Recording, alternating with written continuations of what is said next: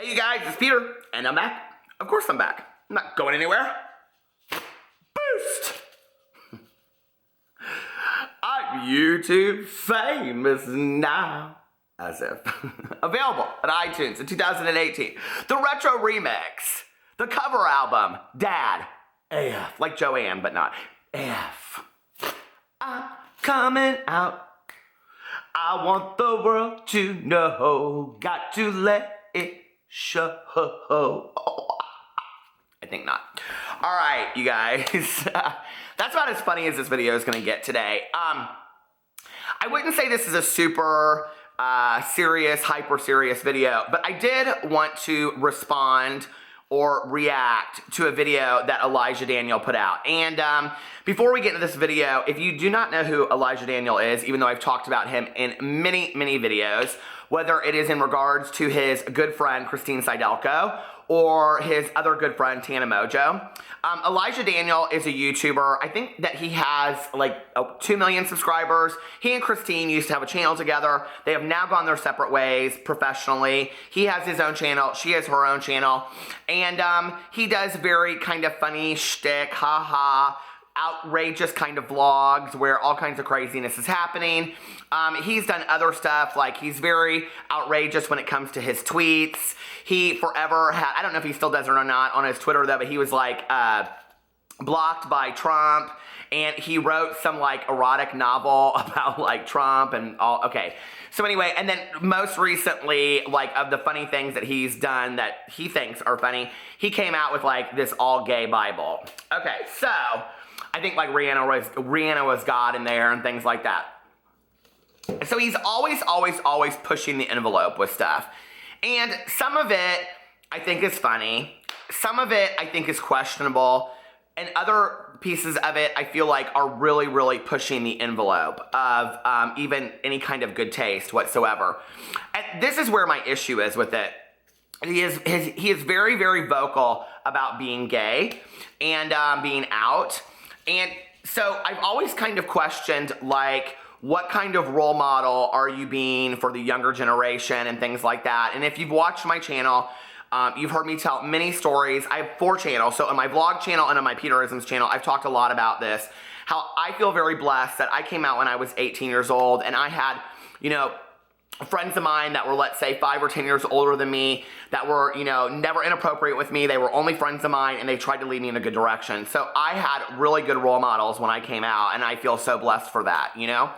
And I think it's important for those of us that have been through that to be good role models for the younger generation, or even for like me. There are a lot of men that are my age that are coming out now, whether they've been married before and had kids, and you know, or if they're just coming out and they've never felt comfortable in their own skin coming out. A lot of people wait until their parents are much older or have passed away, and you know, everybody's coming out story is different. And I remember probably about 1.5 years ago, Zach from The Adventures of Zach and Bee, who just recently got married to his husband, Alistair. He talked on his videos about the importance of coming out videos, and that he had watched so many of them and they helped with his process. And when I talked to him, he encouraged me to do one and said, you know, I think it's really important that as gay men on the internet that we do coming out stories so that we can help somebody else. And maybe not everybody will relate to your story, but even if just one person does, then you're helping with that, right? And I've always like passed that information on forward to other YouTubers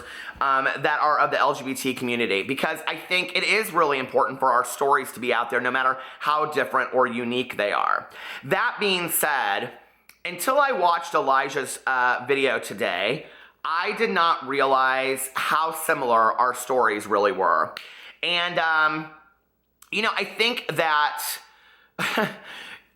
somebody can be as different as night and day. I don't think it takes a whole lot for somebody to look at me and to look at Elijah Daniel and realize that we're very different. You know, at times in watching his career grow and unfold, I've had some real issues with him. And watching the video today, I was like, is it because he's a little bit of a mirror for you, Peter? Like you see some of these behaviors that you yourself have had years ago or whatever? You know, and I don't know what that's about. But I wanted to specifically talk about this video when Christine and Elijah went their separate ways, Elijah did a video, I can't remember what it was called, but it's him just sitting in a chair kind of talking about what he's going to do going forward. I reacted to that video too, and what I said in that video was that this was a very vulnerable side of Elijah that I had never seen before. It was honest, it was raw, and I really enjoyed watching that part of him, like really expose who he was as a human being. Because typically what you see is you see him and his friends and, you know, always just, you know, amping it up, amping it up, amping it up. And not until this video today did I really understand the story behind why he does that. So that was the Elijah that I had never seen before. I had never really seen that vulnerable side of him until, let's say, like a month ago. And then today he came out with this video. I think it was last night he posted it actually, called Does It Really Get Better? And now I want to tell you, or Does It Get Better? Something to that effect. And all based around the idea of the It Gets Better project that was started by Dan Savage. Let me tell you what my issue has been with the It Gets Better project.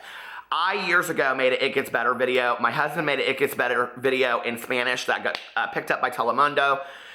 You know, I really think that it's important for us to get the message out there to the younger generation that don't give up hope, okay? That life is not hopeless. Things will eventually get better. You will grow out of the situation that you're in. The problem with the It Gets Better project is that we don't very often tell kids, we don't tell the younger generation how it will get better, when it will get better. So if you're a 16-year-old kid and you're sitting around there, right, and you're a 16-year-old female that identifies as a lesbian and you're at home and you know that your parents don't want you to be a lesbian and people are making fun of you at school and you don't ever see it getting better, the question to yourself is not going to be, what do I need to do to make this better? The question to yourself is going to be, how much longer can I take this? And that is so scary to me as somebody that has lived through all of that, you know, like we lose people from our younger generation every day. And when I look back on when I was in high school and I was coming out to today, there are pieces of me that really tend to believe it was better then than it is now, even with the lack of acceptance that we had in the world, honest to God. Like, I see a lot of, like, you know, the younger generation, the kids coming out now, and it's like they almost seem to have a harder time than they did when I came out, you know? And bullying was bad when I was in high school. It was horrible. It was nothing compared to what it is today, and that's just the truth. And so anyway, I watched this video today, and he put a trigger warning at the beginning of the video, which I was really impressed with, honestly, coming from him. And he went in there and he talked about, you know, the whole idea of when he realized that he was gay. And I don't want to ruin the video. I'm going to link it below. Not that he needs my help, but I'm going to link it below because those of you that don't know Elijah Daniel, I want you to go watch his video and see a side of him or be introduced to him on this video. Because sometimes the very first video that we ever see of somebody, you know, implants our mind this judgment that we're going to have on them forever. And that's a scary thing on the internet and on YouTube, you know, that maybe someone's first video is not the way that you want to perceive them for the rest of their YouTube career. Like, for example, my first video of watching Tana Mojo was when she was doing a story time about an Uber driver. That is forever how I'll see her. Does that make sense? So for those of you that don't know Elijah, I would like this to be the first video that you see of his. It's endearing. It's vulnerable, it's raw, it's profound, and it is important. I watched the video and just had goosebumps, like aha moment goosebumps all over, you know, my arms when I was sitting there watching it. And I just was so impressed. He goes in there and he talks about how at 12 years old he identified as gay, and he talks about this assistant coach on the soccer team that he had, and that he quit playing sports because of that. And I was like, oh my God, this is like so like my story of like when you start assimilating, you withdraw because it no longer is comfortable to you anymore. And this is the story of so many people in the LGBT community out there, right? That we don't any longer feel like we belong to something, and it scares us and our emotions scare us. So when other 12-year-olds are having, you know, the butterflies in their stomach about a crush that they have at school on somebody, for us, the same exact feelings feel wrong because society tells us those feelings are wrong. And the overall message that I got from this whole video is, until we change society, nothing's going to change in the world. Until we change society's views that there is something wrong with bisexuality, homosexuality, asexuality, people that identify as trans, until we change societal's views, nothing's going to change with the feelings that younger people have in the younger generation coming up out of this, because It's those feelings that we base our feelings on at 12, at 15, at 17, at 25, at 52, at 65, whatever, whenever you come out, right? So he goes on and he talks about his family, and he says that his family was very supportive, but that the area that he lived in Michigan was not. And then he goes in there and he talks about all these different anxiety issues like body dysmorphia. I was like, yep, I've got that all day long. I've got a different way than he has it. But he goes in there and he very appropriately and educationally talks about body dysmorphia. I was super impressed. He talks about anxiety, and he talks about where his anxiety came from. And for a lot of those of us out there that have suffered from anxiety, eating disorders, a lot of those isms that I have some as well. As far as also, this is important if you've never watched one of my videos, I've also been sober for 23 years off of drugs and alcohol, almost every drug out there, and I drank on a daily basis. I got sober when I was 22 and a half. What I realized when I got sober was that I had all of this shit just in my head, right? Well, Elijah goes in and he talks about having used Xanax because he was prescribed Xanax, and then he was drinking on top of the Xanax. And he talks in there, and this is really important because this is a huge segment of our society when we talk about addiction that is rarely addressed because we just kind of like store it away and, oh, well, that's one segment, but not really what's going on.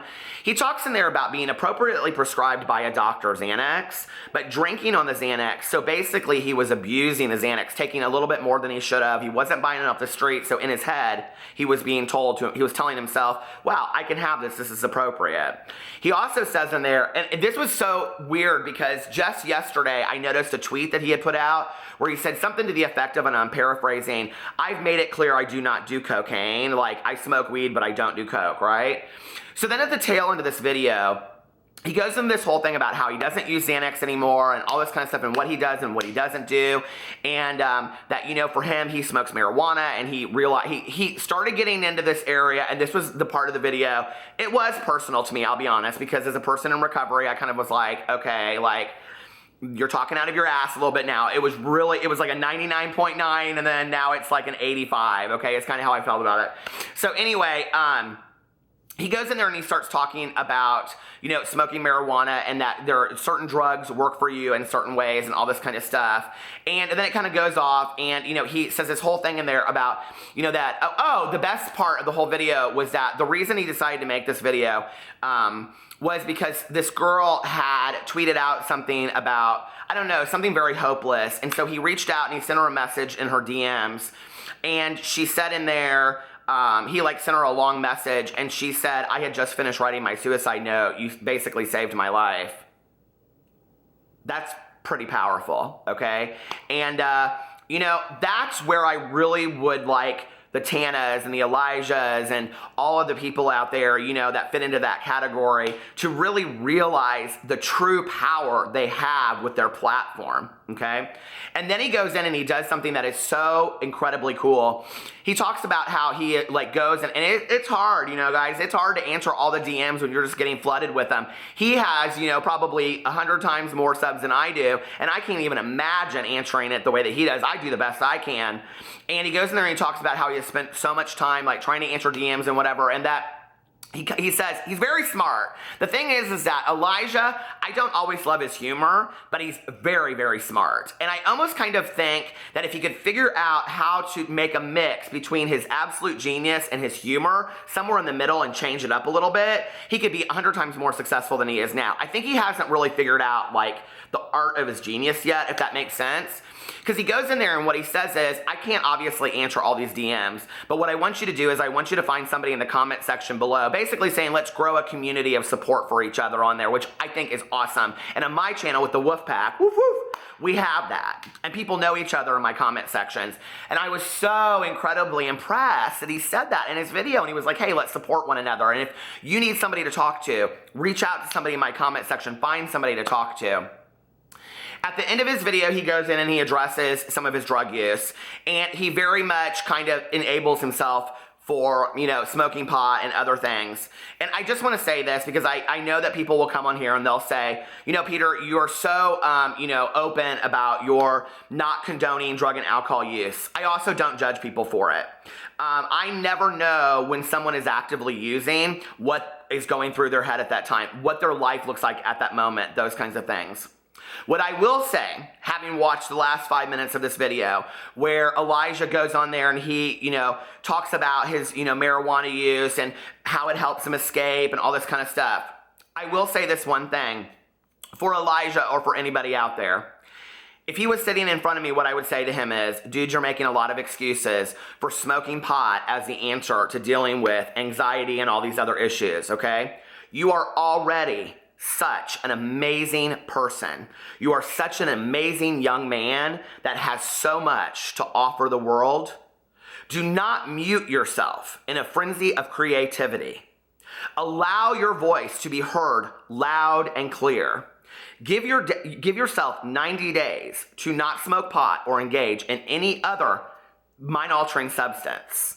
Allow yourself to be clear-spirited and clear-minded to think about where you might want to go in the future. Open your mind to looking at a 12-step program or counseling or some other way that maybe you can live your life unmuted by drugs and alcohol. They don't always, for all of us out there that have some semblance of an addiction issue, and I'm not saying that he does, I would never put that on him. I'm just saying for those of us out there that have some kind of addiction issues, drugs and alcohol will always on some level be a problem for us on some level until we address the drugs and alcohol. I would only want for him to continue to be as positive and use his platform to the best of his ability that he possibly can. The last 2 videos that he's put out are so incredibly positive, so incredibly powerful that for me, Elijah Daniel, and 2 weeks ago, I would never have guessed this, okay? I really think that he is going to be a force to be reckoned with on YouTube in 2018. He has a very, very powerful voice. He has a clear voice. And I hope, Elijah, you never lose sight of that. I love you guys, and I'll see you tomorrow. Bye.